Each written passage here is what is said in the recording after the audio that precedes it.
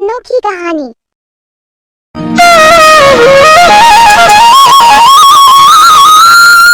बहुत समय पहले की बात है। चंद्रपुर नामक गांव में रक्षाबंधन की तैयारियां जोरों शोरों से चल रही थी।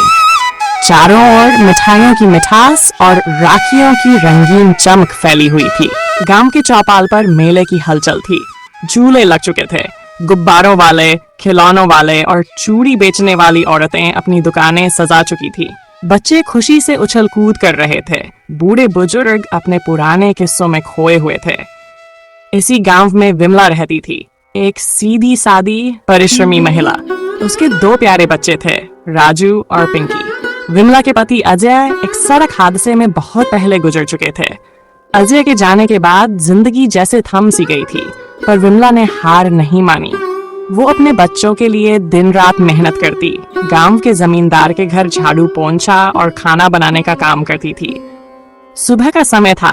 रसोई से चूल्हे की धीमी आंच और सौंधी खुशबू आ रही थी। पिंकी चहकते हुए बोली, माँ, इस बार मैं राजू भैया के लिए सुंदर सी राखियाँ लूंगी और मेले से बहुत सुंदर सुंदर चूड़ियाँ लूंगी माँ, मिठाइयाँ भी खाऊंगी। जरूर मेरी प्यारी बच्ची, मेले में तो शायद मैं नहीं ले जा पाऊँ, लेकिन तुम्हें मिठाइयाँ जरूर और राखियाँ सुंदर सुंदर जरूर दिला सकती हूँ। क्या माँ, हर बार तुम ऐसा ही बोलती हो। हर बार बोलती हो कि मेला ले चलूंगा घूमने के लिए, लेकिन हर बार ऐसा ही करती हो तुम, हमें नहीं ले जाती हो मेला। नहीं राजू, मैं हर बार सोचती हूँ कि तुम दोनों को ले चलूं, लेकिन मेरे पास कुछ पैसे नहीं रहते राजू। देखती हूँ इस बार शायद ले चलूं तुम दोनों को। राजू और पिंकी ने माँ की तरफ देखा। उनकी आंखों में उम्मीद भी थी और अधूरी ख्वाहिशें भी। अच्छा, मैं काम पर जा रही हूँ, तुम दोनों खाना खाकर स्कूल चले जाना, ठीक है राजू? विमला अपनी पुरानी चप्पल पहनकर काम पर निकल गई। रास्ते में मिट्टी की पगडंडी पर चलते हुए वो सोच रही थी, क्या इस बार मेरे बच्चों की रक्षाबंधन की खुशी अधूरी रह जाएगी? नहीं, इस बार कुछ भी करके मैं उन्हें मेला जरूर घुमाऊंगी। विमला जमींदार के यहाँ खाना पकाने का काम करती थी। वह सोच रही थी कि किसी तरह जमींदार की पत्नी से पैसे मांगे, लेकिन उसे संकोच हो रहा था, क्योंकि 5 दिन पहले ही उसने पैसे मांगे थे। गांव में राखी की चहल पहल थी। बच्चे और बुजुर्ग सभी खुश थे। पिंकी, जल्दी से तैयार हो जाओ, अभी राखी खरीदने बाजार चलना है। जल्दी से तैयार। की जल्दी से तैयार हो जाती है और माँ के साथ बाजार चल पड़ती है। वे राखी की दुकान पर पहुँचते हैं। विमला दुकानदार से कहती है, भैया जरा मुझे 5, 10 और 20 की राखियाँ दिखा दो। सुंदर राखी चाहिए तो कीमत तो लगेगी, वरना कहीं और जाके देख लो।